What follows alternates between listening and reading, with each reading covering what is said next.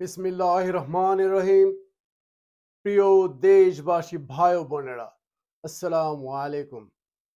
বাংলাদেশের পলাতক স্বৈরাচার ভারতের পদলেহনকারী মুখ্যমন্ত্রী, যিনি বর্তমানে ভারতে তার প্রভুদের আশ্রয়ে থেকে বাংলাদেশে একটি অশান্ত পরিস্থিতি সৃষ্টি করার জন্য ষড়যন্ত্র করে চলেছেন।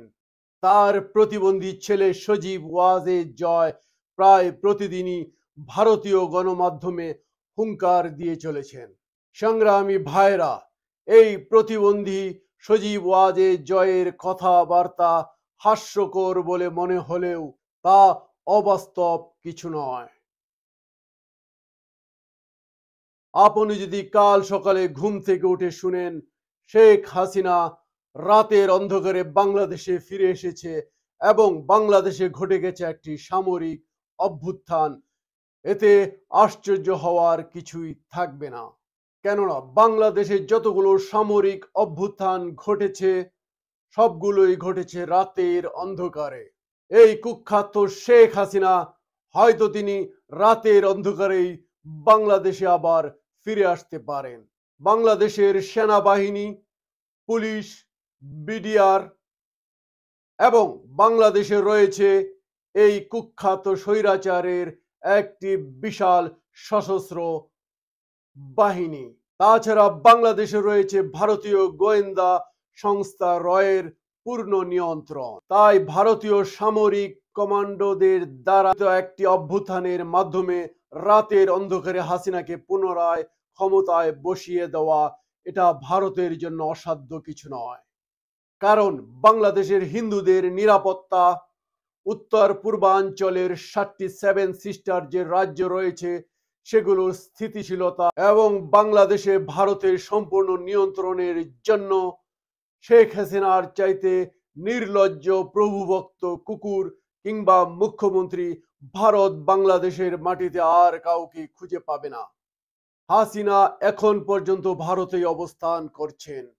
ভারত তাকে অন্য কোনো দেশেও পাঠাচ্ছে না। বর্তমান বাংলাদেশের সার্বিক পরিস্থিতিতে এটাই অনুমিত হয় যে ভারত হাসিনাকে বাংলাদেশে পুনরায় প্রতিষ্ঠিত করার জন্য প্রচেষ্টা চালিয়ে যাচ্ছেন।